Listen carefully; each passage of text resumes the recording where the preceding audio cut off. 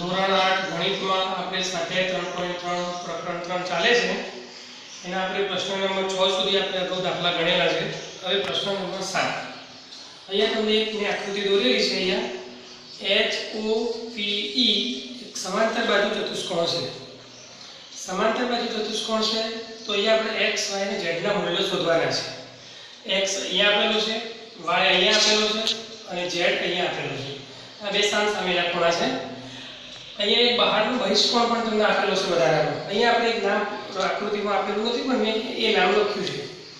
ચલો હવે આપણે એક એક મુદ્દો વિચારીએ કઈ રીતે આપણે ત્રણેયના મૂલ્ય શોધી શકીએ.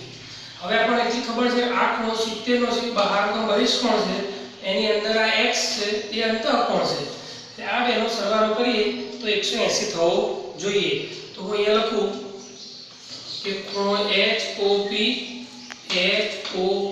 અને POA અને ખૂણો POA રેખિક જોડ છે.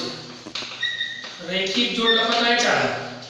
HOP અને POA આ બંને અંતઃકોણ અને બહિષ્કોણ લખો તો પણ ચાલે, પણ મેં રેખિક જોડ લખ્યું એટલે એનો મતલબ કે માપ ખૂણો HOP વત્તા માપ ખૂણો POA બરાબર 180. આનો માપ છે x, આનું છે 70 બરાબર 180.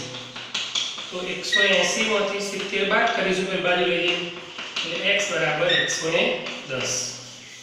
આમ આપણે x નો 110 આવ્યો તો સામે બીજો x જ છે. તો આપણે લખીએ કે ખૂણો HOP અને ખૂણો E સામસામેના ખૂણા છે. સામસામેના ખૂણા છે એટલે આ બે ખૂણા HOP એટલે આ ખૂણો અને E ખૂણો બંને સામસામેના ખૂણા છે. માટે માપ ખૂણો E એનું માપ x છે એટલે એને પણ કેટલા ગણવાના 110. આ 110 આ 110 બરાબર. હવે અહીંયા તમારે રકમની અંદર 40 લખેલા છે. 40. હવે આપણે ચલો આ બેનો વિચારી. આ સમાંતર બાજુ ચતુષ્કોણ છે એમાં ગુણધર્મ આપતો તો કે પાસ પાસેના બે ખૂણાઓ પૂરક હોય છે.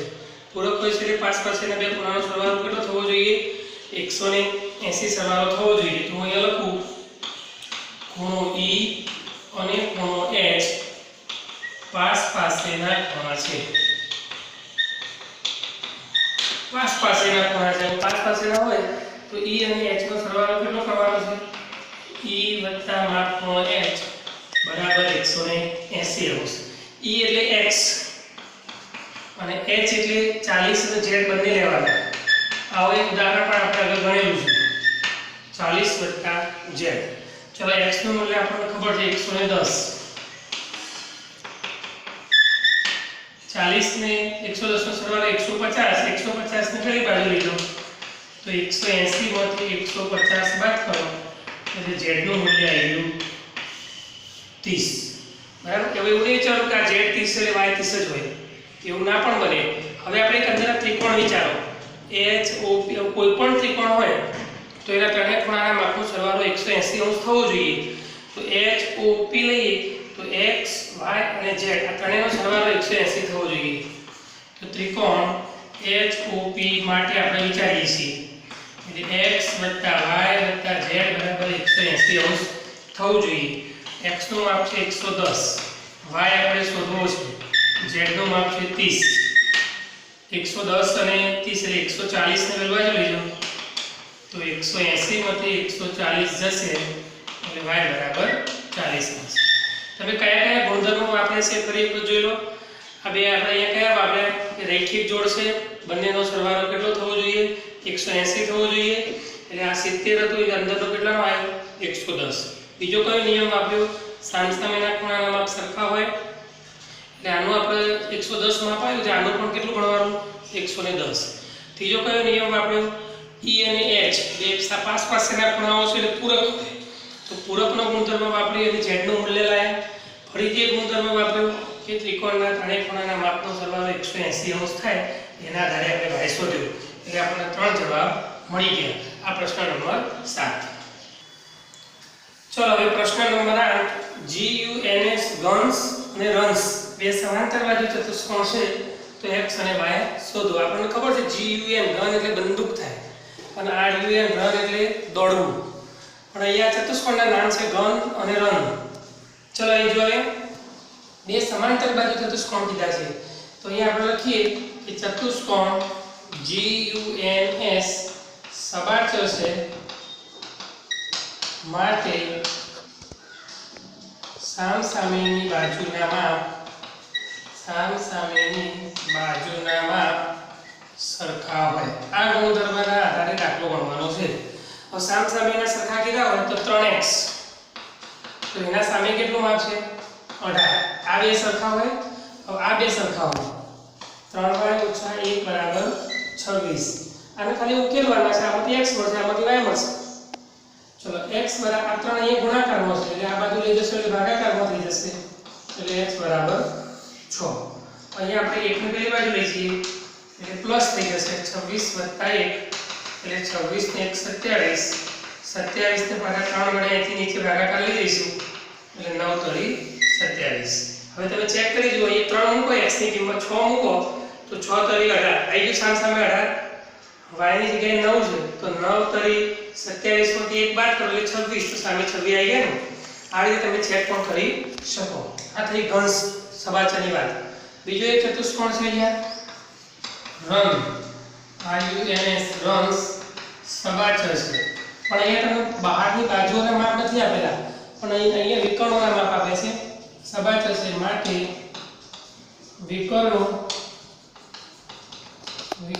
એકબીજાને દુભાગે છે. દુભાગે છે એટલે આપણે જો પણ વાત કરેલી છે અંદર ધારો કે અહીંયા દુભાગતા હોય તો અહીંયા ધારો કે O બિંદુ લખું વચ્ચે વધારાનું તો જેટલું માપ SO નું હોય એટલું જ માપ OU નું હોય, જેટલું માપ RO નું હોય એટલું જ માપ અહીંયા ON નું હોય. આ રીતે દુભાગે છે. તો આમાં આપણે સમીકરણ બનાવી દઈએ કે y + 7 આનું જેટલું માપ થતું હોય એટલું માપ સામે 20 છે. આ ટુકડો આ ટુકડો બે સરખા છે એટલે વચ્ચે આપણે બરાબર મૂક્યું. એ જ રીતે અહીંયા પણ એક સમીકરણ બનશે x + y = 16. કારણ કે આ સબાચર છે, વિકર્ણો એકબીજાને દુભાગે છે એટલે આનો આ જેટલું માપ છે એટલું જ માપ આ છે અને આ જેટલું માપ છે એટલું જ માપ આટલું છે. હવે આમાંથી આપણે ઉકેલવાનો છે. 7 પ્લસ છે પેલી બાજુ લઈ જઈએ -7 થશે એટલે y નો જવાબ આવ્યો 13. હવે અહીંયા y નો 13 જવાબ આવ્યો આની અંદર મૂકવાનો છે તો x + 13 બરાબર 16. તો 16 માંથી આપણે 13 બાદ કરીશું પેલી બાજુ એટલે x નો જવાબ આવ્યો 3. હવે તમે ચેક કરી જુઓ અહીંયા y ની જગ્યાએ 13 લખો એટલે 13 * 7 20 એટલે આ 20 ના 20 થઈ ગયા બંને બાજુ. x નો જવાબ 3 અને y નો 13 તો 3 અને 13 એટલે 16 તો આ 16 સામસામે થઈ ગયું બરાબર. આ રીતે તમારે ચેક કરવું પડે. આ પ્રશ્ન નંબર 8. ચલો હવે પ્રશ્ન નંબર 9. ચતુષ્કોણ RISK રિસ્ક અને CLUE ક્લુ બે સમાંતર બાજુ ચતુષ્કોણ છે તો x શોધવાનું છે. એક ચતુષ્કોણ આ બાજુ છે, બીજો ચતુષ્કોણ આ બાજુ છે, બંનેને ભેગા કર્યા છે અને વચ્ચે અહીંયા જો છેદે છે ત્યાં x નામ આપ્યું છે અને આપણે x ખૂણો શોધવાનો છે. ચલો મેં વાક્ય લખ્યું છે RISK રિસ્ક સમાંતર બાજુ ચતુષ્કોણ છે. તમને એક ખૂણો આપેલો છે k 120 નો તો આપણે એના પરથી પહેલા r ખૂણો આપણે શોધીએ. ચલો આ કયો નિયમ લાગશે કે પાસ પાસેના ખૂણા પૂરક છે. તો અહીંયા હું લખું કે ખૂણો k અને ખૂણો r પાસ પાસેના ખૂણા છે. પાસ પાસેના ખૂણા છે માટે માપ ખૂણો k વત્તા માપ ખૂણો r બરાબર 180. આ 180 એ પાસ પાસેના ખૂણા છે માટે 180 થયું, પૂરક થયું. ચલો k નું મૂલ્ય છે 120 તો માપ ખૂણો r આપણે શોધવો છે. તો માપ ખૂણો r 120 ને પેલી બાજુ લઈ જઈશું એટલે માઈનસ થશે. સમીકરણ થયું કહેવાય એમ અને r બરાબર 60 અંશનો ખૂણો આવ્યો. હવે આપણે કયા ચતુષ્કોણની વાત ચાલે છે રિસ્ક એટલે આ વચ્ચેની લીટી તમે ભૂલી જાઓ. તો ચલો k ના સામે i ખૂણો કહેવાય તો r ના સામેનો ખૂણો કયો કહેવાય? સીધો સામે r ના સામેનો s. તો અહીંયા લખું કે ખૂણો r અને ખૂણો s સામેના ખૂણા છે માટે માપ ખૂણો r બરાબર 60 તો માપ ખૂણો s બરાબર 60. એમ થયો કે r અને s બે સામસામેના ખૂણા છે અને સામસામેના ખૂણાના માપ સરખા હોય છે એ સમાંતર બાજુ ચતુષ્કોણના ગુણધર્મમાં આપણે ભણેલા છીએ તો બરાબર આપણને અહીંયા s ખૂણો મળ્યો હવે ચલો આપણે આ 70 નો છે તો સીધો આપણે e ખૂણો લઈએ તો અહીંયા હું લખું કે ચતુષ્કોણ CLUE માટે ખૂણો L આવે L ખૂણો અને સીધો E અને ખૂણો E સામસામેના ખૂણા છે સામસામેના ખૂણા છે માટે માપ ખૂણો L બરાબર 70 તો માપ ખૂણો E બરાબર 70 આ ખૂણો 70 નો તો એટલે સામે સીધો E ખૂણો 70 નો હશે હવે ચાલો આપણે આ અંદર ત્રિકોણની આપણે વાત કરવી છે આપણને E ખૂણો 70 નો મળી ગયો છે S ખૂણો 60 નો આ 60 નો છે આ 70 નો છે અને આ x તો અહીંયા આપણે ત્રિકોણ બનાવીએ અંદર નાનો રહ્યો ESP ત્રિકોણ ESP માટે આ એક ત્રિકોણ છે તેમાં હું અહીંયા લખું કે માપ ખૂણો E વત્તા માપ ખૂણો S વત્તા માપ ખૂણો P બરાબર 180 કારણ કે કોઈ પણ ત્રિકોણ હોય તો એના ત્રણેય ખૂણાના માપનો સરવાળો 180 થવો જોઈએ E નું મૂલ્ય છે 70 S નું મૂલ્ય છે 60 P નું મૂલ્ય છે x જે અહીંયા આપણે x રકમમાં આપેલો છે 60 ને 70 નો સરવાળો કરીશું એટલે 130 ને આપણે પેલી બાજુ લઈ જઈશું એટલે x બરાબર 50 જે આપણે શોધવાનું હતું એ x બરાબર 50 નું મૂલ્ય આવ્યું શું કર્યું પહેલા આપણે k નો જવાબ 120 હતો તો આપણે આડો જવાબ શોધ્યો 60 એટલે સીધો અહીંયા 60 આ 70 હતો એટલે આ 70 60 70 અને x ભેગા થઈને કેટલા થયા 180 આના પરથી આપણે x શોધ્યો તો આ એક અગત્યનો દાખલો છે પરીક્ષામાં એક વખત પૂછાયેલો છે બરાબર આ પ્રશ્ન નંબર 9 ચલો હવે પ્રશ્ન નંબર 10 એક ચતુષ્કોણ તમને આપેલો છે KLMN એમાં બે ખૂણાના માપ પણ તમને આપી દીધા છે m બરાબર 100 l બરાબર 80 અને બે પ્રશ્નો મૂક્યા છે કે આ ચતુષ્કોણ સમલંબ ચતુષ્કોણ કેવી રીતે બને છે તે સમજાવો અને કઈ જોડ સમાંતર છે તમે અહીંયા થોડું લખ્યું છે કે ચતુષ્કોણ KLMN એની અંદર બે ખૂણાના માપ તમને આપેલા છે જુઓ માપ ખૂણો m અને માપ ખૂણો l એકનું માપ 100 છે બીજાનું માપ 80 છે બંનેનો 180 સરવાળો થાય છે હવે 180 સરવાળો થતો હોય તો એ બંનેને કયા ખૂણાઓ કહીશું આપણે પૂરક કોણના ખૂણાઓ કહીશું હવે આપણે અહીંયા જોઈએ કે ચતુષ્કોણ KLMN માં બે સમાંતર બાજુઓ દેખાય છે જુઓ રેખાખંડ KL સમાંતર રેખાખંડ MN આ KL અને MN બે સરખી બાજુઓ છે સમાંતર બાજુઓ છે ની છેદિકા આપણે ઊભીને છેદિકા લઈએ છેદિકા ML લેતા ML ને આપણે છેદિકા લઈએ તો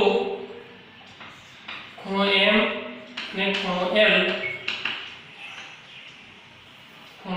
પૂરક કોણ બને છે પૂરક કોણો છે બરાબર એટલે જુઓ તમે આ બે NM અને KL બે સમાંતર બાજુઓ છે એની છેદિકા આપણે કઈ લીધી ML એની છેદિકા લઈએ તો બંને ખૂણા પૂરક કોણ બને છે બીજી કોઈ એવી સમાંતર છેદિકા થતી નથી માટે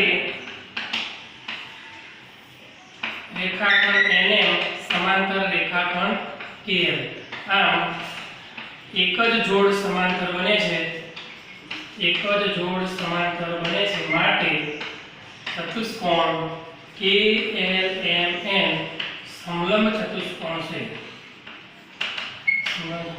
સમાંતર જોડ કઈ બની સમાંતર જોડ NM સમાંતર રેખાખંડ KL હવે સમલંબ ચતુષ્કોણ એક જ જોડ બને છે માટે સમલંબ છે તો સમલંબ ચતુષ્કોણની વ્યાખ્યા યાદ કરો કે જે ચતુષ્કોણની અંદર સામસામેની બાજુઓની એક અને માત્ર એક જ જોડ સમાંતર બનતી હોય તો એવા ચતુષ્કોણને આપણે સમલંબ ચતુષ્કોણ બોલીએ છીએ અહીંયા એક જ જોડ સમાંતર બને છે આને આપણે છેદિકા લીધી એટલે આ બેનો સરવાળો 180 થાય છે માટે આ એક જ જોડ સમાંતર બની માટે સમલંબ ચતુષ્કોણ છે અને સમાંતર જોડ અહીંયા લખેલી અને સમલંબ કઈ રીતે થયું એ પણ અહીંયા તમને સમજાવેલું છે પ્રશ્ન નંબર 10 ચલો પ્રશ્ન નંબર 11 એક ચતુષ્કોણ તમને આપેલો છે ABCD બી ખૂણાનું માપ આપેલું છે 120 તો સી ખૂણો શોધો પણ તમને એક શરત અહીંયા આપેલી છે તો AB અને CD બે સામસામેની બાજુઓ સમાંતર છે.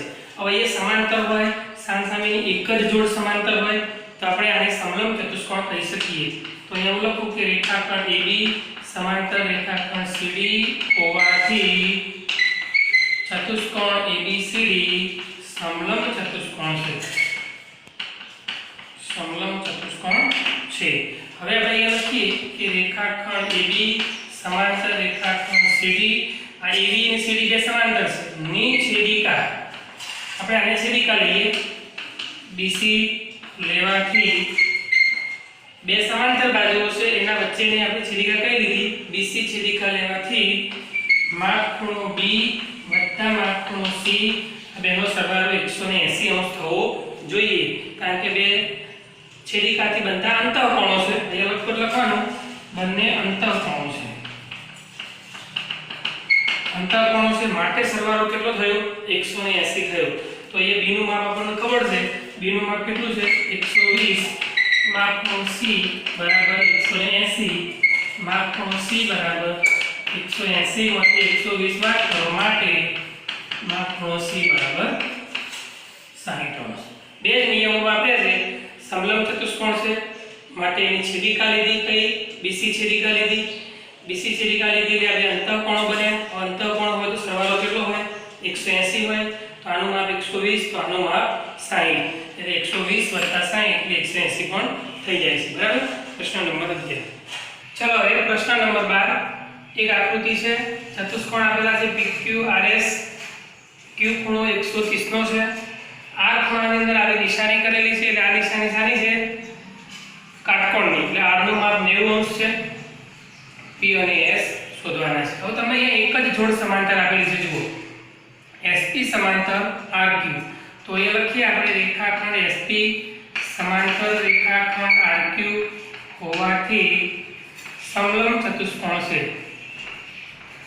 સમલંબ ચતુષ્કોણ છે માટે ફરીથી લખીએ રેખાખંડ SP સમાંતર રેખાખંડ RQ હોવાથી તેની છેદિકા અહીંયા જો આ બે રેખાઓ સમાંતર છે, વચ્ચે જે PQ છે અને RS છે બેની છેદિકાઓ છે.